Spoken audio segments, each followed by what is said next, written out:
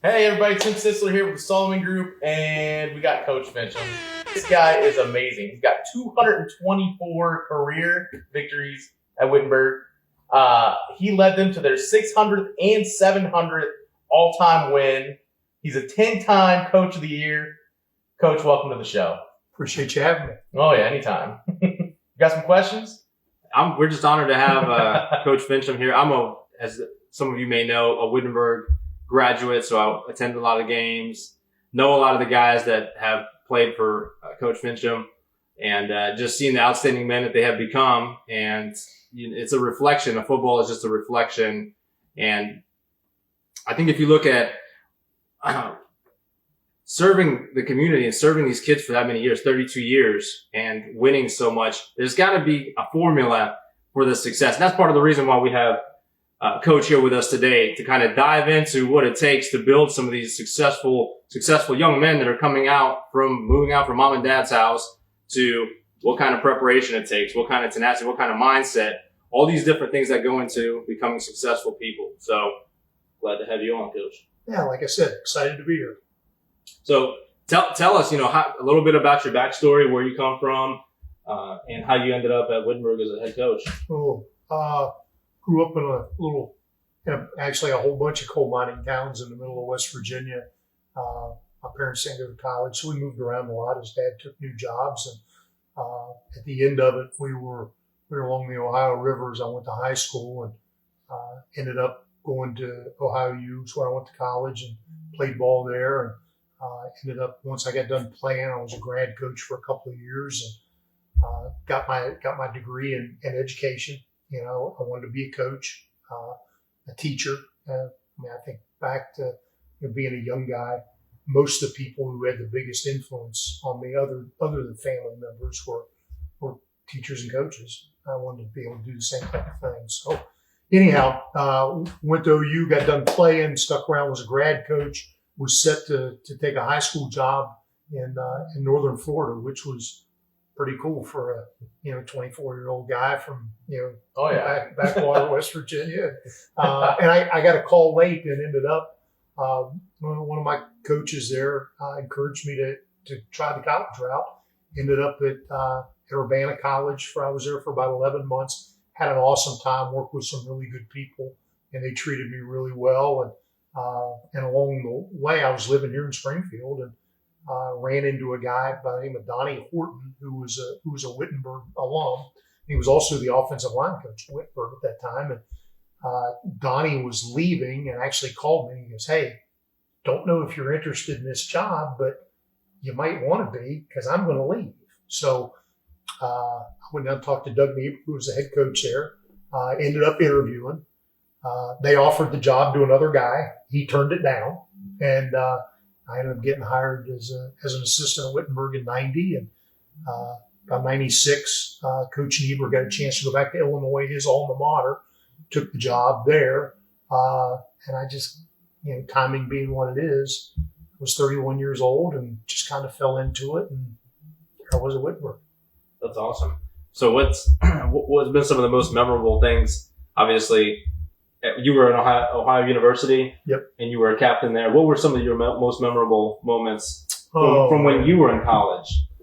I think probably the most memorable is just showing up the first day. I was from a little single A school in the middle of West Virginia. We had 25 kids on our high school football team. And next thing you know, you're in locker rooms with guys from Massillon and Canton, McKinley, and places that were just, powerhouses across the country. So, that was eye-opening.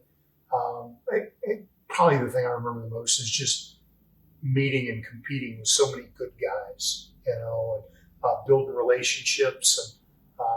And it was certainly the hardest thing that I ever did, and to this day still is. But it was also the most rewarding too.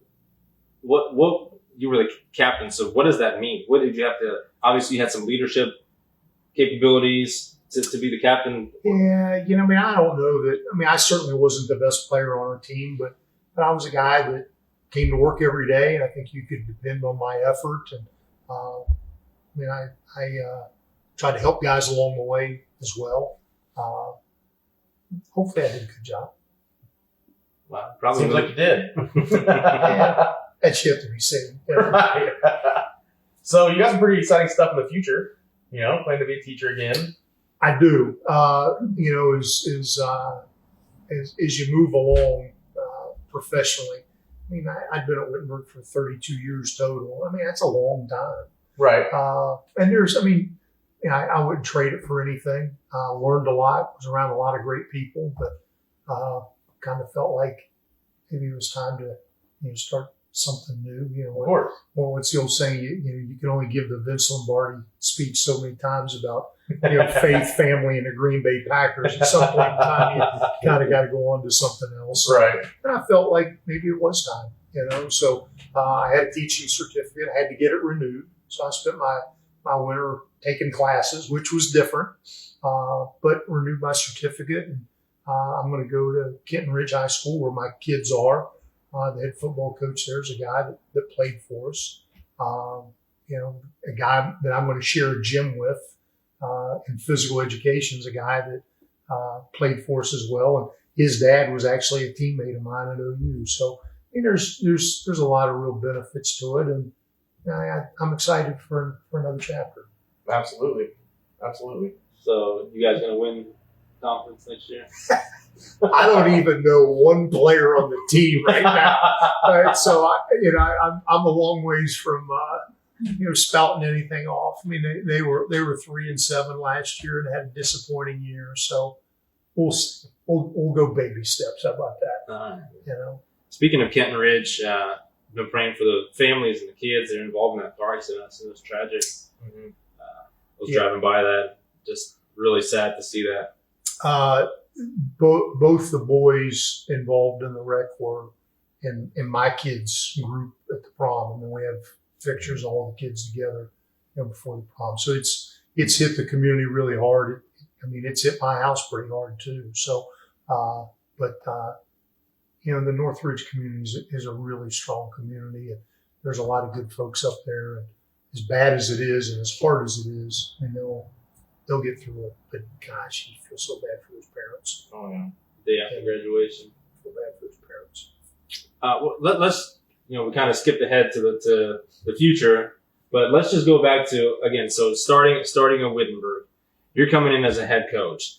Obviously, you have to instill certain principles into these players so that way you're setting them up for success. Can you just tell us some of the main building blocks that they're bringing in? You're bringing them first day. These are the things we're going to be hitting on every single day and consistently.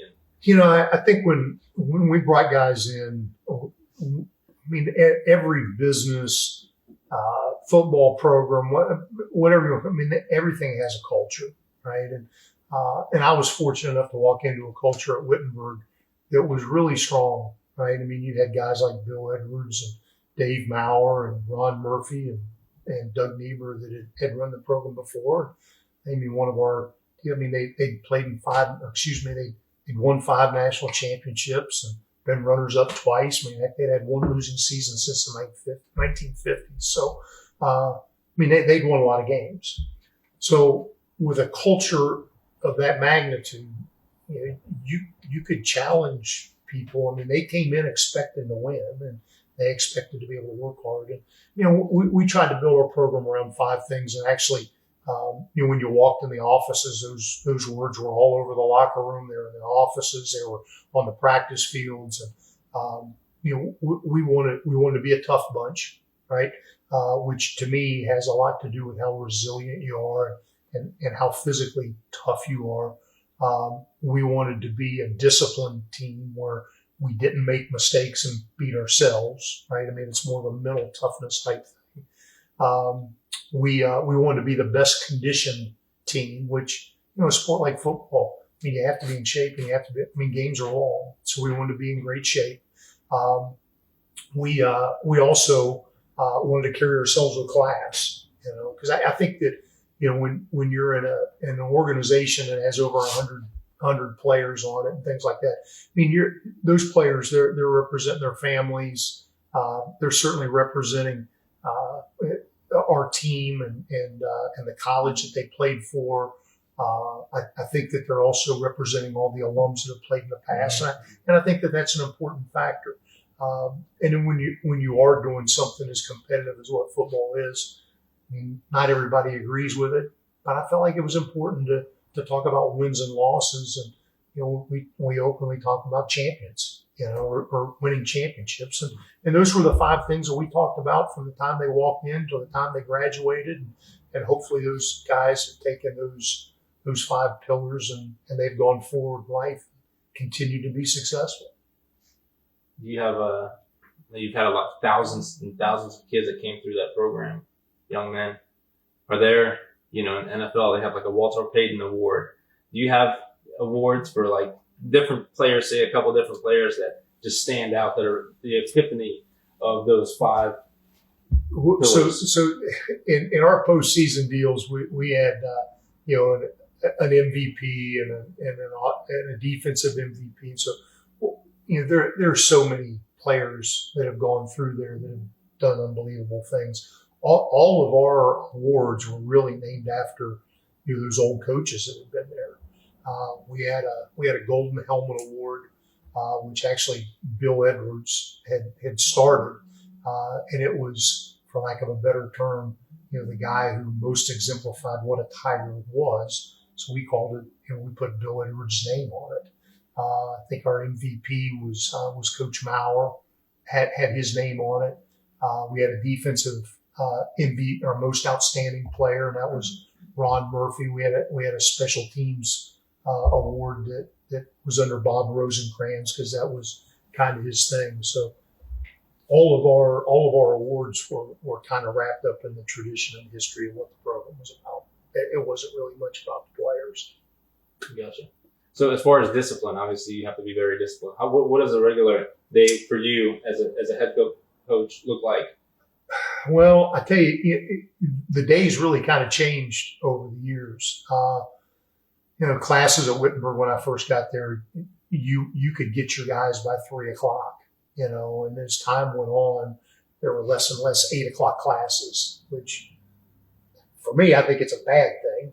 A lot of it had to do with, some of the more of the faculty didn't live in town, right? So they drove in. So there were a lot more 9:00 classes, which continued to push your day back. So anyhow, we would get our guys by 3:00, and you were wrapping up practice around 6, and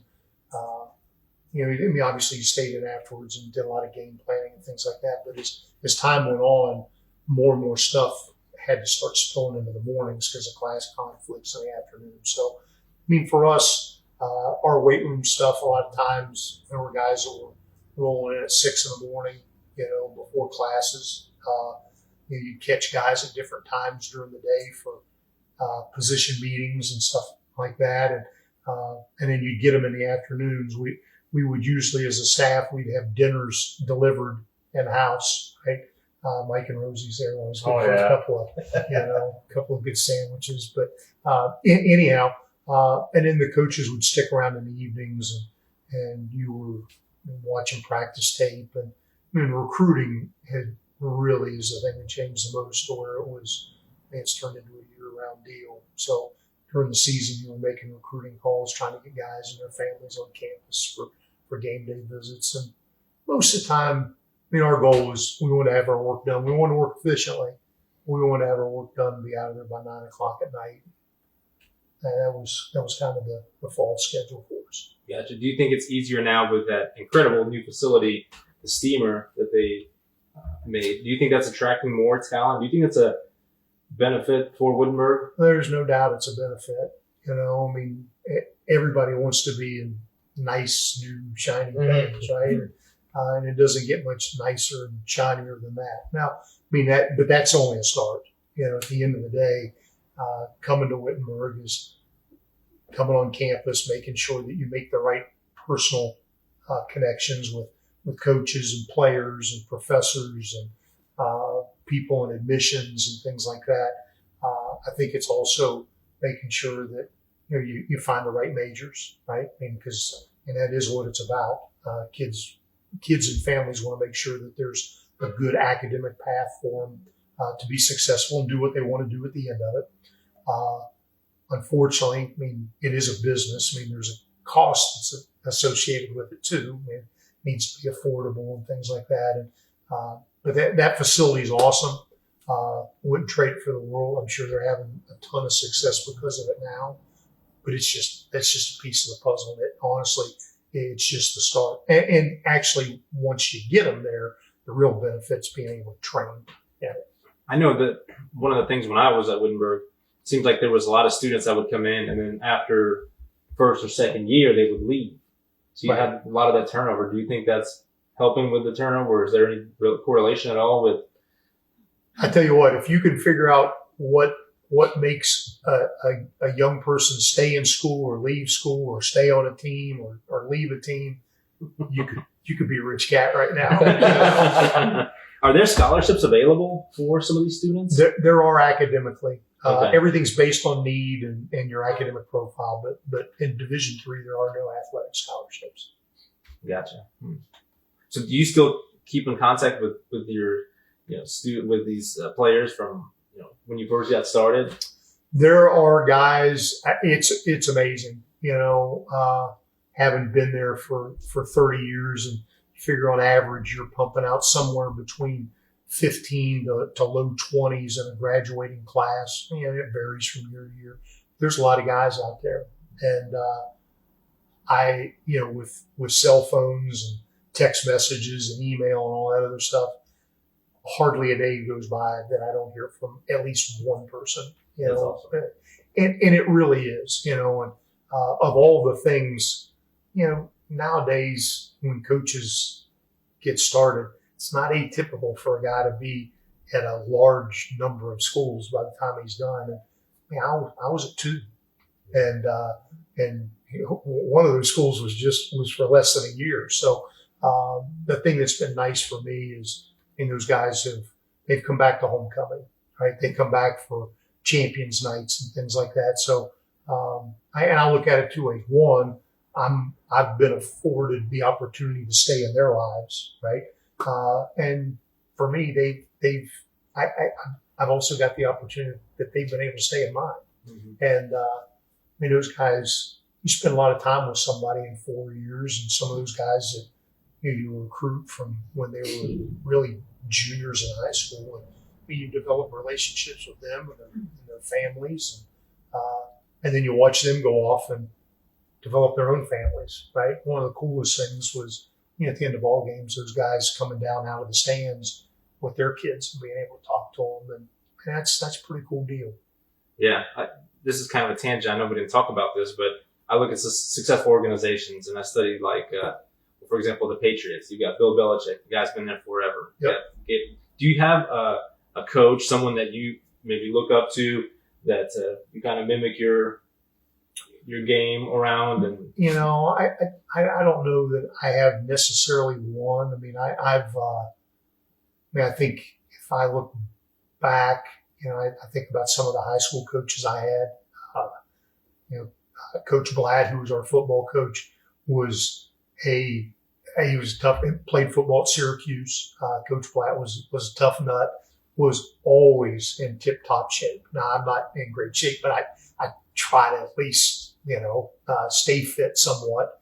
I think that my basketball coach there, Ron Lathy in high school, was a guy that I don't know that I ever heard him say a cuss word. He was always he was as genuine. He ran a great tight ship. There was a lot of discipline within his organization. And Dave Fiola, who was our track coach, that guy was as good a guy as you ever met. He was personable. He was bright, did an awesome job training us, but he was a guy that you could go to with anything, and you could talk to him. And he lives up the street from and my mom passed about 18 months ago, but he works just right up the street from where my mom lived, and we all grew up, and he works in a flower shop now. And whenever I go back home, I always stop in and see Coach Phil. So I think all 3 of those guys certainly influenced me. I had 2 position coaches in college One was Bob Kappas. He's a Miami guy, played for Bo Schembechler at Miami. And, he was just a man's man and how he carried himself. And, I mean, you could always count on him. He was a tough guy, and nobody messed around with Cap. But I also had a coach at the end of it, Max Lowe, who I worked under while I was a grad coach. And he's probably the one that I learned the most about just hands-on coaching and learned about the game. And there's a big shift going from being a player to being a coach. You don't think there's that much, but there really, really is. I learned a lot about how to, just the X's and O's, and but I also learned how to handle people and things like that. So, I mean, there's been a lot of people in my past that Coach Niebuhr, who hired me at Wittenberg, learned a ton about organization and how to recruit. He was a great recruiter. Learned a lot about not just recruiting the young man, but knowing the family and knowing what their interests are, and not just beating them up with what you see in them, but trying to learn more about them as well. So, I think there were a lot of guys out there that I took a lot of different things from. I don't know that there's just one. That's awesome. Are you watch? You a Browns fan by chance? No, but I've got a cousin who's more like a big brother who lives and dies with the Browns. You a Brownies guy? Absolutely. Yeah, absolutely. Yeah. So how do we feel about the quarterback? Oh, I think you're supposed to be interviewing me, but to be determined. I guess we'll just have to wait and see how all of his legal stuff kind of plays out. If they get, I don't know if they'll suspend him for a few games or not. So we'll see. I think he's got an incredible amount of talent, and so I'm excited to see what he can bring to the team. And I don't think our last quarterback was actually all that bad either. But obviously they decided to go a different direction on the organization. So as a diehard fan, I will support whoever they run out there, and hopefully we will continue to have. We had a little bit of success in the last couple of years that we're kind of not used to. So we'll see. It'll be interesting to see how it goes. I'm always hopeful. Cautiously optimistic is the term. Well, that's a Browns fan for you right there. Yeah. I don't know. I look at an organization like the Patriots. There you have the consistency. You had Brady over there. You had the main core guys, and then the guys to complement them.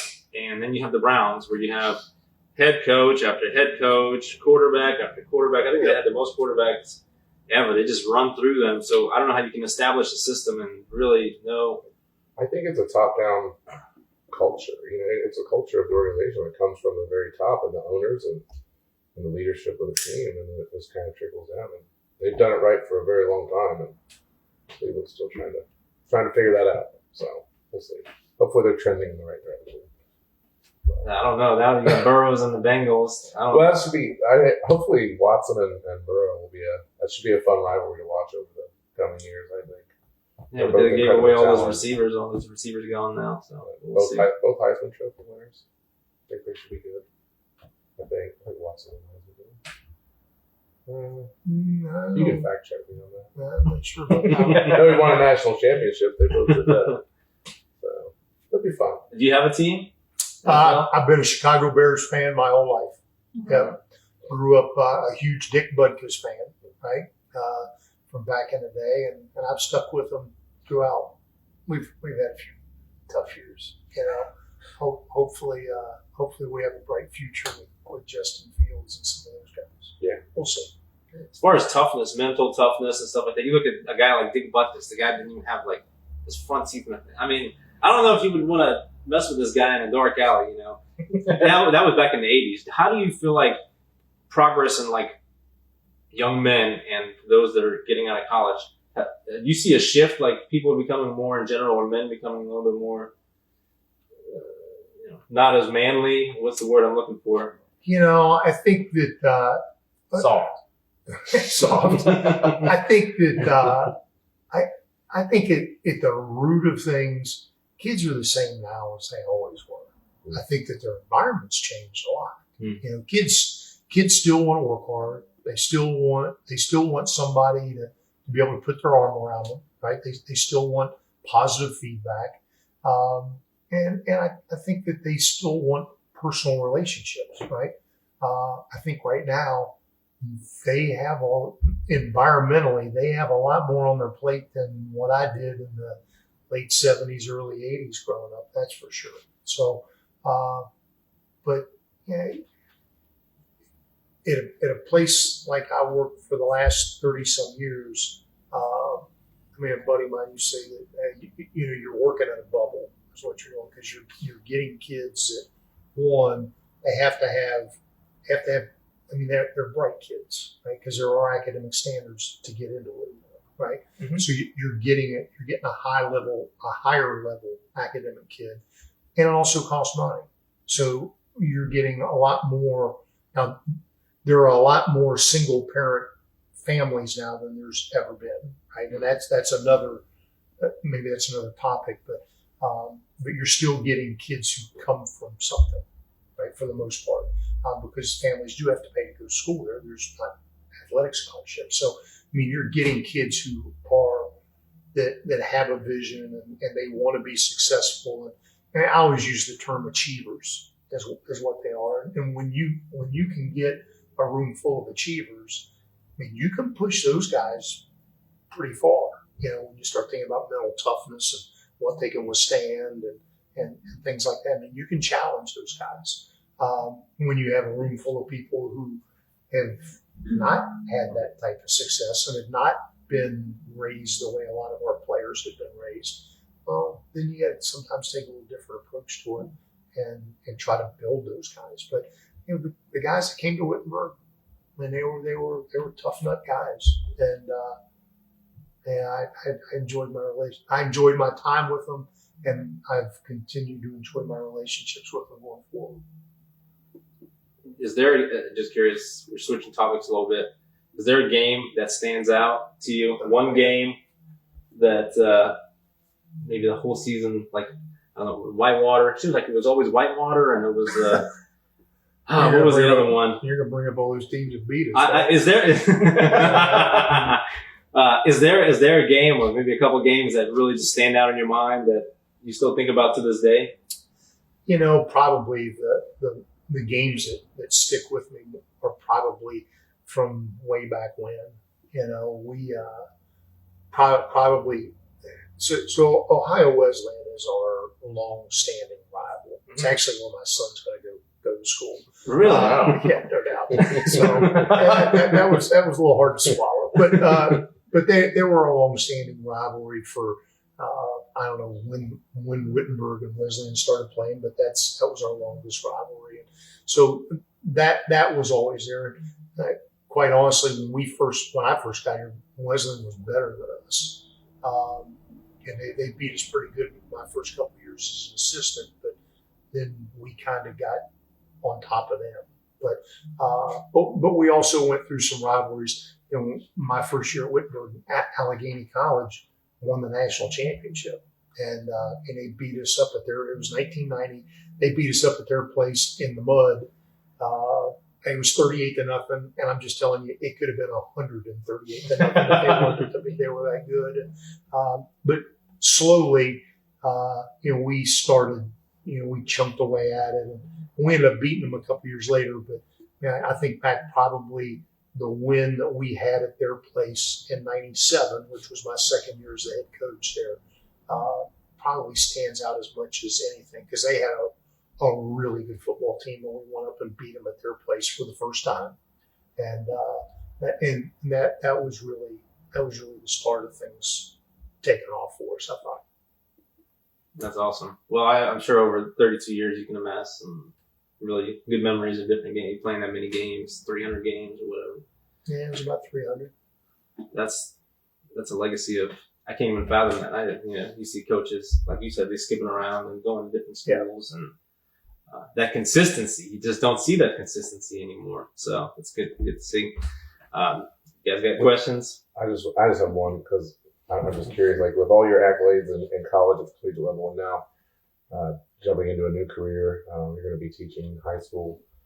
Are you nervous? Excited about that? Like I know you got your teaching certificate a long time ago and had to get recertified. Is there a certain amount of like nervousness, excitement, all the above. I mean, Yes. Yes. Gee whiz. I got up for 30 years and drove to the same place, right, to go to work. And, it'll be different for sure. Somebody asked me, okay, so how's it going to be different going from college kids to high school kids? I mean, kids are kids, and I've raised them through our house, so it's not like I haven't seen a high school. I've recruited a high school kid, so I'm sure it'll be different. Am I nervous about it? I mean, I'll be honest. I mean, there's some anxiety that comes with it. Anytime you do teenagers something are new, intimidating. Yeah, absolutely. I mean, I think that anytime you do something new, there's going to be some anxiety. But I'm really looking forward to it, to be honest with you too. I mean, I think that it's something. Like I said, it's what I kind of set out to do from the start, and maybe I'm just doing it upside down. Yeah. And it'll be hopefully it'll be a job that I'll do for, I don't know, 8 to 10 years, or whenever my wife tells me it's time to go retire. And I mean, I still got tread on the tires and things like that. Well, it's got to be exciting. I'm only 57. It is exciting, and the thing for me is this: I mean, one, I want to work with good people, and I'm going to work with guys that I've coached, and that's exciting. It's fun.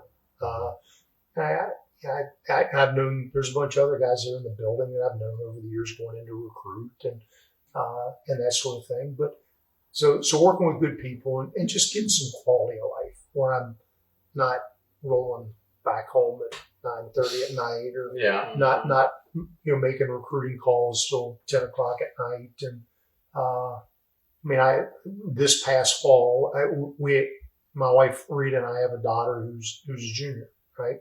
And I got to see her play volleyball once last fall.